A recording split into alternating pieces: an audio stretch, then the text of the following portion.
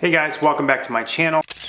Today we are talking about how we can clean our Vitamix 5200. We've had this blender for about 10 years. It is a complete workhorse. There's no frills or anything with it. It's just super simple, works awesome, but it needs a good cleaning. So as you can see, we use this thing multiple times a day, and you can see how cloudy our blender really is. So what we're gonna do is we're gonna clean this thing out really well.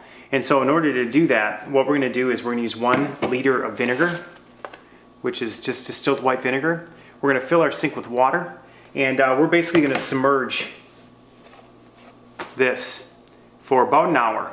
And that's gonna help get rid of the cloudiness in it, clean it all up, get all the components really clean and that sort of thing. So we're gonna do that. And then once we let it submerge for an hour, we're gonna come back, we're gonna scrub it really clean with some dish soap and just kind of a sponge and that sort of thing to clean it really out. And you're going to see the difference of what the vinegar and that sort of thing is going to do to descale it and really just get rid of all the fogginess and dirtiness that you see within this container right now.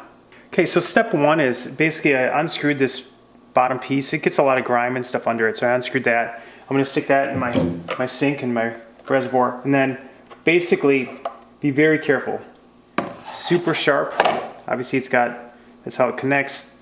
That's the blades. We're gonna put that in there too, because it certainly doesn't hurt to clean that up a lot. So we're gonna put our canister in there. We're gonna dump in our distilled white vinegar. So 1 liter of this into there. So we're gonna dump that all inside there. So the nice thing about white vinegar is it cleans a lot of things. It's not toxic if you it doesn't taste good, but it won't kill you. So, and it's cheap, so $1 a couple liters. And then you're gonna fill the rest up with lukewarm water or hot water, it doesn't really matter. It's getting the vinegar to start doing its thing. So we're gonna let that run, we're gonna let that fill up. And then we're basically gonna let that soak for about an hour.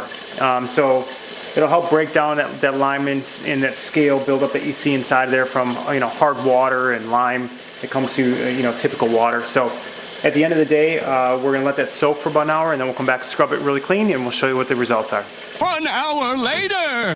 Okay, so it's been an hour, and so take a quick look, and you can see looks quite a bit cleaner already, but we're going to drain all of our water out of here, and then we're going to scrub all of these things down with some soap and water to make sure we get them nice and clean. Okay, so we're just going to take a little bit of Dawn and basically start with our biggest piece here, which is our container. And we're just gonna get a little bit of water going with it, and some soap, give it a good scrub. I'm using kind of a rougher side of the sponge with it,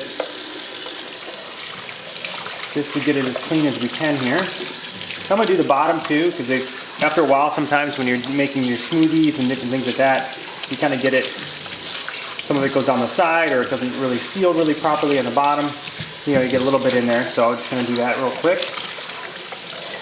So, make sure you rinse all that soap out of there. This will help get the vinegar off as well.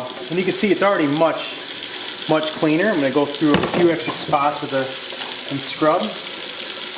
Okay, then we're going to just get everything really dried off. See if there's any other spots we got to kind of scrub with. And get a little